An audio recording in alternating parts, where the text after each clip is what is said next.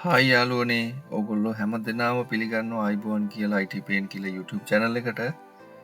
අද මම මගේ Excel video series එකේ දෙවෙනි වීඩියෝ එක විදිහට ගෙනාවේ VLOOKUP function එකේම දිගුවක්. අපි කලින් වීඩියෝ එකේ කතා කරා මොකද්ද VLOOKUP කියන්නේ සහ කොහොමද VLOOKUP හැසිරෙන්නේ කියලා basically. අද පොඩ්ඩක් අපි ඒක ගැන advance විදිහට කතා කරමු. ඒ කියන්නේ කොහොමද අපි meaningful result එකක් ගන්න කියලා අද අපි කතා කරමු. ඔගොල්ලෝ අද මේ පැත්තට ආපු කෙනෙක් නම් මං ආරාධනා කරනවා උඩින් කාඩ් එක දාන්න අනිවාර්යෙන්ම අපේ කලින් වීඩියෝ එක බලලා එන්න. එහෙම නැති වුණොත් ඕගොල්ලන්ට පොඩ්ඩක් අපහැදිලි වෙන්න පුළුවන් අද මේ කරන වීඩියෝ එක. ඒක නිසා මතක ඇතුව කලින් වීඩියෝ එක ඔගොල්ලෝ බලලා එන්න. හරි. එහෙනම් අපි වැඩි කතා නැතුව යමු අපේ වීඩියෝ එකට.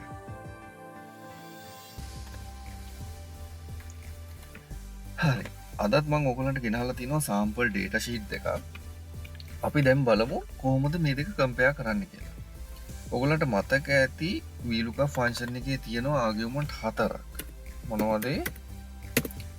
පළවෙනි එක එයා ඉල්ලනවා lookup value එක, ඊට පස්සේ table array එක ඉල්ලනවා, column index number එක ඉල්ලනවා, ඊට පස්සේ range lookup එක ඉල්ලනවා. දැන් range lookup එක optional.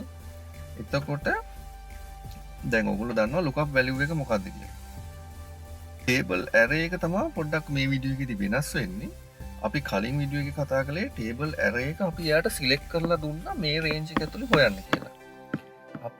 අපි දැන් මේකෙදි කරන්නේ table array එක ඉස්සෙල්ලාම pre-define කරලා තියාගන්නවා එයාට name එකක් දීලා. ඒක කොහොමද කරන්නේ? අපි දැන් employee 2 කියන sheet එකත් එක්ක compare කරන්නේ. එතකොට employee 2 කියන sheet එකේ එයාට check කරන්න ඕනේ range එක අපි කලින් එකේ මෙහෙම manual select කරලා දුන්නා.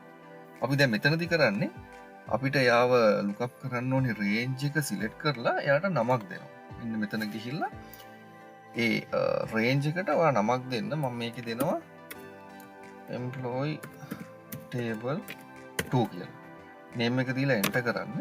එතකොට මේ අපි මේ select කරපු range එකට ඒ name එක ඇවිල්ලා තියෙනවා. හරි. ඊට පස්සේ අපි යන් දැන් formula එක ලියන්න. අපි පටන් ගමු. VLOOKUP lookup value එක employee id එක කියන්නේ පළවෙනි employee id එක. ඊට පස්සේ table array එකනේ. අපි එතකොට table array එක දැන් අතන pre-define කරගත්ත rename කරලා එතකොට F3 press කරන්න ඕගොල්ලෝ keyboard එකේ. එතකොට අපි දීපු name එක මෙතන එනවා. ඒක select කරලා okay කරන්න. ඊට පස්සේ මෙතන අහනවා column index number එක. අපි එතෙන්ටත් 1 කියලාම දෙමු. අපි employee id එකම ගමුකෝ.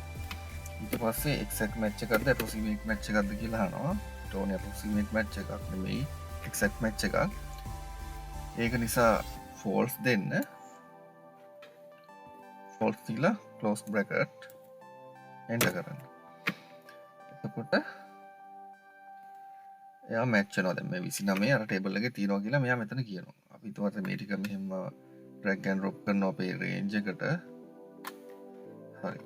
එතකොට මේ විදිහට තමයි අපිට result එක එන්නේ. දැන් ඇත්තටම මේ result එක බැලුවම කිසිම meaningful ගතියක් නැහැනේ. අපිට හිතා ගන්න බෑ මොකද කියලා. දැන් මේ එන්නේ error එක මෙතන ඇවිල්ලා තියෙනවා. මෙන්න මේකට තමයි අපි ඊට පස්සේ කොහොමද මේක අපි meaningful විදිහට ගන්න කියලා අපි කතා කරනවා. දැන් අපි බලමු මෙන්න මේ එන්නේ error එක handle කරන්නේ කොහොමද කියලා. අපිට ඊට පස්සේ අපි අපේ formula එක change කරන්න ඕනේ. අපි පළවෙනි formula bar එකට ගිහිල්ලා මෙන්න මේ v එකට කලින් අපි is na function එක add කරගන්න ඕනේ. is na දාලා මෙතන bracket එක close කරන්න කරලා enter කරන්න. එතකොට false කියලා ආවා. මේකත් දැන් පහළට drag කරගෙන යමු. හරි. එතකොට කලින්ට වැඩිය පොඩි meaningful ගතියක් තියෙනවා. දැන් මේකෙදි මේ false විදිහට මෙතන මේ අදහස් කරන්නේ match වෙනවා කියන එක. true විදිහට අදහස් කරන්නේ match වෙන්නේ නැහැ කියන එක. හැබැයි මෙතනදිත් අපිට හරියට meaningful නැහැ. අපි තව ටිකක් මේක advance කරලා ගමු. අපි ආයි යමු පළවෙනි formula bar එකට. ඊට පස්සේ අපි මෙතනදී is na කියන එක පටන් ගන්න i එකට කලින් ලියනවා if function එක.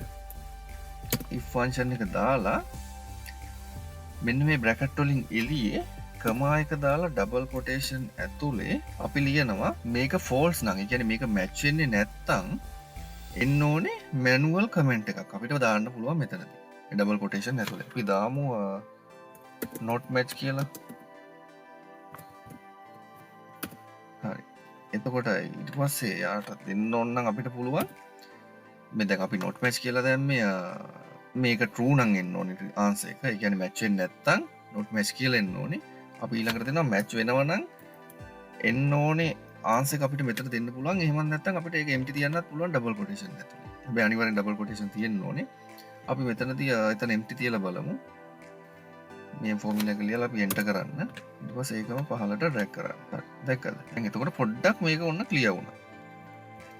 දැන් මේක ඒ කියන්නේ මේක ගත්තොත් දැන් මේ කිස්සිරි කියන කෙනා අර ටේබල් එකේ නෑ කියලා තමයි මේකෙන් කියන්නේ. මේක කිස්සිරි කියලා කෙනෙක් නෑ. ඔයගොල්ලෝ ආස නැද්ද මේ මැච් වෙන්නේ නැති ටික විතර highlight කරලා මොනවා හරි color එකක් දාලා පොඩ්ඩක් මේක advance කරලා ගන්න.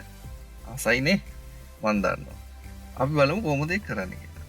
අපි මෙතනින් මේ ෆෝමියුලා එකේ මෙන්න මේ ease එකේ ඉඳලා පටන් අරගෙන මෙන්න මෙතෙන් දෙනකන් copy කරගන්න. copy කරලා ඊට පස්සේ දැන් අපි ඊට පස්සේ මේ අපි දැන් රූල් එකක් තමයි ඇඩ් කරන්න යන්නේ. මේ රූල් එක ඇඩ් වෙන්න ඕනේ රේන්ජ් එක මෙතන සිලෙක්ට් කරන්න. සිලෙක්ට් කරලා conditional formatting වල තියෙනවා new rule කියලා ඔප්ෂන් එකක්.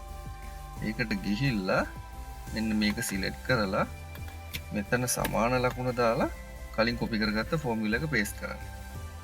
පේස්ට් කරලා මෙතන මේ මැච් වෙන්නේ නැති ටික පොඩ්ඩක් highlight වෙන්න ඕනේ. අපි font එක පොඩ්ඩක් bold කරමු.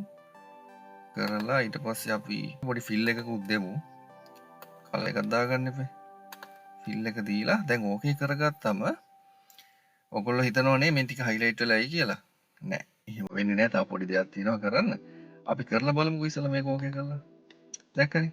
දැන් මෙතනදී එයාට මෙන්න මේ දැන් අපි දැන් මේ ෆෝමියුලා එකට ගියාම මේ රූල් එකට ගියාම lookup value එක අපි මෙතන තියෙනවනේ lookup value එක දුන්නම එයා හිතනවා දැන් පළවෙනි කොලම් එකේ ඒක එයා සිලෙක්ට් කරගන්නවා. හැබැයි එයා දන්නේ නැහැ ඒකට අදාළ ඉතුරු සෙල්ස් ටික විතරයි සිලෙක්ට් වෙන්න ඕනේ කියලා. එතකොට එයා පළවෙනි කොලම් එකේ එයාගේ lookup value එක තියෙන සෙල් එක විතරක් සිලෙක්ට් කරගෙන අනිත් කොලම් වල තියෙන ඔක්කොම සෙල්ස් ටික එයා highlight කරගන්නවා. මොකද එයා දන්නේ නැහැ එයාට අයිති ටික විතරක් මෙතන මේ කලර් වෙන්න ඕනේ කියලා. එතකොට අපිට කරන්න තියෙන්නේ මෙතන මායි conditional formatting වල manage rules ගිහිල්ලා අපි කලින් හදාගත්ත rule එකේ පොඩි edit එකක් කරන්න. ඒකේ මෙන්න මේ lookup value එක ඉස්සරහට ඩොලර් මාක් එක දාන්න. ඒකෙන් මෙතනදී අදහස් වෙන්නේ ඒ සෙල් එකට අදාළ ඉස්සරහට තියෙන රෝ එක විතරක් සිලෙක්ට් කරන්න කියන එක. කියන්නේ අපි සෙල් එක ලොක් කරගෙන එයාගෙන් දකුණට තමයි මේ රූල් එක ඇඩ් කරන්න කියලා කියන්නේ. දැන් බලමු අපි. දැක්කනේ? ක්ලියර් නේද? ඉතින් ඔන්න ඔහොම තමයි අපි පොඩ්ඩක් ක්ලියර් විදිහට වැඩක් කරන්නේ. දැන් අපි කලින් බේසික් එකේ කතා කරේ නෑ මේවා මොකද එකපාරටම ඔයගොල්ලන්ට කතා කරාම ඒක ඇත්තටම ඔළුවට එන්නේ නැහැ. ඉතින් ඔයගොල්ලොත් try කරන්න practice කරන්න මේක ඇත්තටම හරිම සරල දෙයක්. මේකේ ඔයගොල්ලන්ට ගොඩක් වැදගත් වෙනවා. ඔයගොල්ලෝ රිපෝටින් සයිඩ් එකේ ඉන්නවා නම් ඔයගොල්ලන්ට කම්පැරිසන් අනිවාර්යෙන් ඕනේ වෙනවා. මේක ඇතුලේ ඇත්තටම මම දන්න ටික තමයි මම ඔයගොල්ලන්ට කියලා දුන්නේ. ඇත්තටම ඔයගොල්ලන්ට මේ කියලා දුන්න ටිකෙන් මොන හරි ප්‍රශ්න තියෙනවා නම් ඇත්ත කමෙන්ට් එකක් විදිහට දාන්න. මම දන්න දෙයක් නම් මම ඒක රිප්ලයි කරනවා. නැත්තම් මම කොහොම හරි හොයලා හරි ඔයගොල්ලන්ට රිප්ලයි එකක් දානවා. මම හිතනවා මේ වීඩියෝ එකනුත් ඔයගොල්ලන්ට ගන්න ගොඩක් දේවල් තියෙන්නේ නැති කියලා. මතක් කරන්න ඕනේ ඇත්තටම කලින් වීඩියෝ එකෙනුත් කලින් වීඩියෝ එක බලපු කට්ටිය මට ගොඩක් හොඳ කමෙන්ට් හම්බුණා මට ඒකෙන්. ඒගොල්ලන්ගේ ඇත්තටම ඒගොල්ලන්ට තිබ්බ ගොඩක් ප්‍රශ්න විසඳගත්තා කියලා. ඇත්තටම තෑන්ක්ස් කරනවා ඒගොල්ලන්ගේ කමෙන්ට් එක මට ගොඩක් ලොකු සපෝට් එකක් වුණා. මම ආරාධනා කරනවා ඔයගොල්ලන්ටත් ඇත්තට මේක ඔයගොල්ලන්ට වටිනවා කියලා හිතනවා නම් මේව ෂෙයා කරන්න, ලයික් කරන්න, කමෙන්ට් කරන්න. ඇත්තටම ඔයගොල්ලන්ට ප්‍රශ්න තියෙනවා නම් අනිවාර්යෙන් සබ්ස්ක්‍රයිබ් කරලා තියාගන්න. ඔයගොල්ලෝ කමෙන්ට් ලයික් ඇතුලේ ඇත්තට මටත් මොටිවේෂන් එකක් තියෙනවා මේ වගේ වටින දේවල් තව ඔයගොල්ලන්ට දෙන්න. ඒකින්ද අනිවාර්යෙන් සබ්ස්ක්‍රයිබ් කරලා තියාගන්න. මම මේ වීඩියෝ සීරීස් එක දිගටම කන්ටිනියු කරනවා සහ ඉදිරියේදී තවත් සීරියස් මේකට එකතු වෙන්න තියෙනවා. එහෙනම් ආරාධනා කරනවා IT Pain කියලා YouTube channel එකත් එක්ක දිගටම එකතු වෙලා ඉන්න කියලා. ජය වේවා ඔයගොල්ලෝ සියලු දෙනාටම.